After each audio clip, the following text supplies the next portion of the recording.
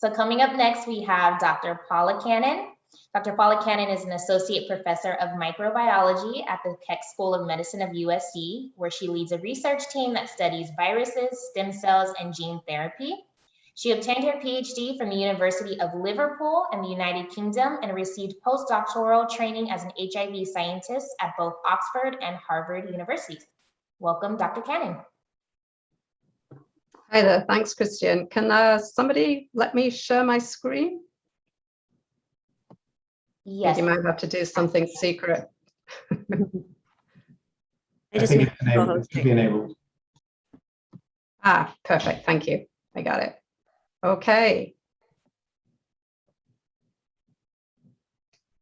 Right, hopefully that's working. So I brought along a friend. I have here the SARS-CoV-2 virus. These are the spike proteins. Professor Roberts was just telling you about these red things, and somebody crocheted it for me. It's kind of a weird gift to get, but very 2021. Okay, so I'm going to talk to you guys really briefly about what is the evidence that the COVID vaccines are safe, because this is probably the #1 question I get from people. So first of all, I'm going to tell you how we make and test a vaccine or actually a drug of any type.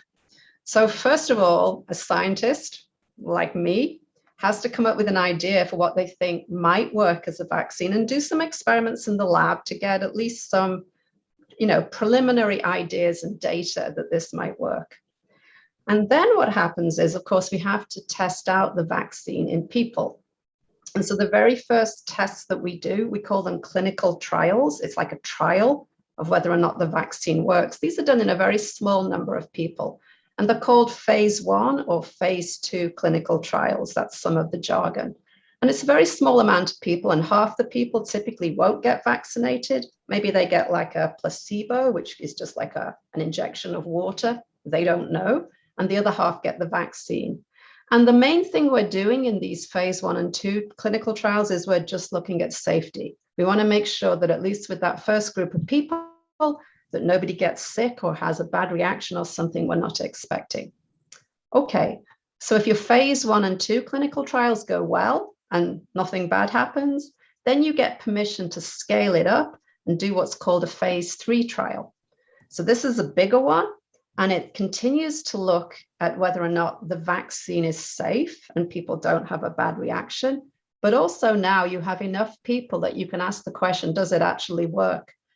And for the COVID vaccines that are currently out there, the Pfizer, Moderna, J&J, they were typically tested in phase 3 trials on 50,000 people. So it's a huge number of people to kind of get together to test.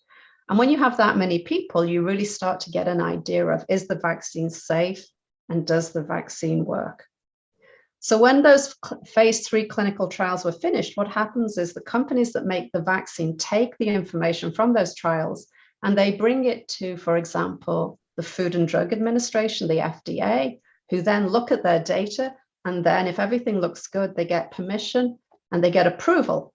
And that's where we are now, where these vaccines are now allowed to be given to huge numbers of people. I mean, it's been, I don't know the number, probably about 200 million people in this country now have had the vaccine. So huge numbers of people. And again, there are ongoing studies to make sure that the people who get the vaccine don't have side effects, even something crazy rare that only 1 in a million people get that you wouldn't have seen earlier, you might start to see once you start vaccinating millions and millions of people. Okay, so the second thing I want to tell you is, how do we actually know if a vaccine works? And there's 2 ways we can think about this. So the first one is what I call an indirect way. And Professor Roberts already told you about this a little bit. So here's my version of the coronavirus, and it's got these spike proteins on the outside. And if you've been vaccinated, what you will have in your blood are antibodies against that spike protein, against that virus. And we can measure antibodies in the blood. So the first thing we can do is we can say if somebody gets vaccinated and we take a piece of their blood, a little sample of their blood, do we see evidence of these antibodies? And then the second thing, which is probably much more convincing, is we can look at data and we can get a very direct answer to the question, does the vaccine work? So what I'm showing you here is some information that came from the CDC, that's the Centers for Disease Control. And it's looking at the number of daily deaths from October 2020 through to July this year. And this blue line here shows you when people started getting vaccinated. And the graph is split into the red line or the number of deaths in people who aren't vaccinated. And then the green line, which you see really starts to go down and now is at a really low level. That's the number of COVID deaths in people who are vaccinated.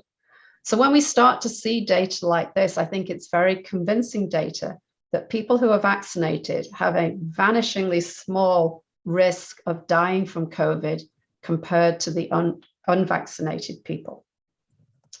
Okay, so then the final point I want to touch on, which I think is probably the question I get asked the most, is how did we get these vaccines so quickly?